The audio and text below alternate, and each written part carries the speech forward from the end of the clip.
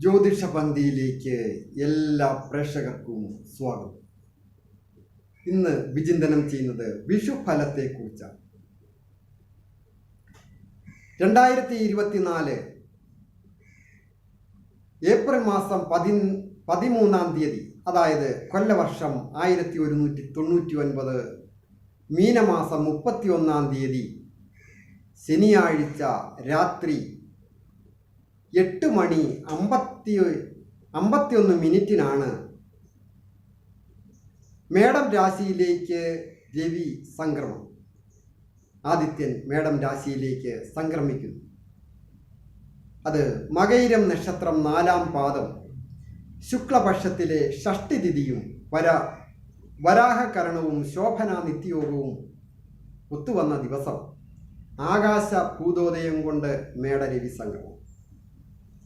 മേടം വിഷു എന്ന് പറയുമ്പോൾ വളരെ സന്തോഷത്തിൻ്റെയും ആഘോഷമാണ്, ഒരു വിളവെടുപ്പിൻ്റെ ഉത്സവമാണ്.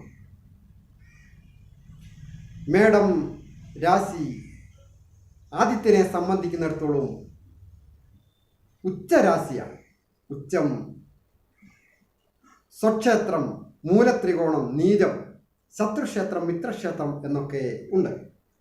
അങ്ങനെ നോക്കുമ്പോൾ ആദിത്യന് ഉച്ചം ചെയ്യുന്ന രാശിയാണ് മേടം. ആ മേടമാസത്തിൽ 1-ാം തീയതിയുള്ള ആ വിഷു ഫലം, അത് ഒരു വർഷത്തെ ഫലമാണ്. ഓരോ വ്യക്തികളും ഇന്ന് ചോതി നക്ഷത്രക്കാരുടെ ഫലമാണ് പറയുന്നത്. ചോതി നക്ഷത്രക്കാർക്ക് ഈ വിഷു ഫലം കൊണ്ട് വളരെയധികം നേട്ടങ്ങൾ ഉണ്ടാകും. വ്യാഴത്തിൻ്റെയോ ശനിയുടെയോ രാഹുവിൻ്റെയോ ഒക്കെ ദോഷങ്ങൾ ജാതകാലോ ഗോചരാലോ ഒക്കെ ഉണ്ടെങ്കിലും ഈ വിഷുവിന് ശേഷം ഈ ചോതി നക്ഷത്രക്കാർ അഭിവൃദ്ധിയിലേക്ക് വരും. ചോതി നക്ഷത്രക്കാർക്ക് മേടം രാശിയിലേക്ക് വ്യാഴം മാറുന്ന ആ സമയത്ത് നിൽക്കുന്ന മറ്റ് ഗ്രഹങ്ങളുടെ എല്ലാം സ്ഥിതി വെച്ചുകൊണ്ട് നോക്കി ഗണിച്ചാണ് പറയുന്നത്. അത് ആരോഗ്യപരമായിട്ടും ഒക്കെ നല്ലതാണ്. വിഷുഫലം മനുഷ്യർക്ക് മാത്രമുള്ളതല്ല, വൃക്ഷലതാദികൾക്കും അതുപോലെ തന്നെ പക്ഷിമൃഗാദികൾക്കും ഒക്കെ ഉള്ളതാണ്. കാലാവസ്ഥ കൊണ്ട് വളരെ നല്ലതാണ് ഈ ഒരു വർഷത്തെ. വേനൽക്കാലവും മഴക്കാലവും മഞ്ഞുകാലവും ഒക്കെ ആവശ്യത്തിന് ലഭിക്കുന്ന ഒരു വർഷമാണ് ഇനി ഈ വിഷുവിന് ശേഷം ഒരു വർഷം. അതുകൊണ്ട് അവരവർക്ക് ലഭിക്കുന്ന അവസരങ്ങൾ വേണ്ട രീതിയിൽ വിനിയോഗിക്കുക. വിദ്യാധനം സർവധനാൽ പ്രധാനം എന്നാണല്ലോ പറയുന്നത്. ഈ വിഷുവിന് ശേഷം ടെസ്റ്റുകളൊക്കെ എഴുതുന്ന അഭ്യസ്തവിദ്യരായവർക്കും പ്രാഥമിക വിദ്യാഭ്യാസ രംഗത്ത് പഠിക്കുന്നവർക്കും ഉപരിപഠനം ചെയ്യുന്നവർക്കും ഒക്കെ പരീക്ഷകൾ എഴുതിയാൽ ചോതി നക്ഷത്രക്കാർക്ക് വിജയിക്കുന്നതിന് യോഗമുണ്ട്. പ്രത്യേകിച്ച് PSC ടെസ്റ്റുകളോ മറ്റ് ഗവൺമെൻറ്റിലേക്കുള്ള ഇൻ്റർവ്യൂകൾ, കൂടാതെ IELTS MOH പോലെയുള്ള പരീക്ഷകളൊക്കെ എഴുതി വിദേശത്തേക്ക് പോകുവാൻ ശ്രമിക്കുന്നവർക്കും ഒക്കെ ഈ മേടം രാശിയിലേക്ക് രവി സംക്രമിക്കുന്നതോടുകൂടി വിഷുവിന് ശേഷം ഐശ്വര്യപ്രദമാണ്. അധ്യാപകർക്ക് നല്ലതാണ്. നല്ല നല്ല വിദ്യാർത്ഥികളെ കിട്ടും, വിദ്യാർത്ഥികൾക്ക് നല്ല അധ്യാപകരെ കിട്ടും. അതുപോലെ തന്നെ ഏതെങ്കിലും തരത്തിൽ രോഗങ്ങളൊക്കെ ഉള്ളവർ നല്ല ഡോക്ടേഴ്സിനെ കിട്ടും. അവർക്ക് വിജയങ്ങൾ വന്നു ചേരും, ആരോഗ്യം മെച്ചപ്പെടും. മെഡിക്കൽ രംഗത്ത് ജോലി ചെയ്യുന്നവർക്കായാലും IT മേഖലകളിൽ ജോലി ചെയ്യുന്നവർക്കായാലും വിജയങ്ങളുടെ കാലമാണ്. പ്രത്യേകിച്ച് പറയേണ്ടതില്ലല്ലോ, കാർഷിക രംഗത്ത് ജോലി ചെയ്യുന്നവർ, കൃഷിക്കാർ, കൃഷിയുമായി ബന്ധപ്പെട്ട അനുബന്ധ തൊഴിലുകൾ ചെയ്യുന്നവർക്കും ഒക്കെ വിജയം.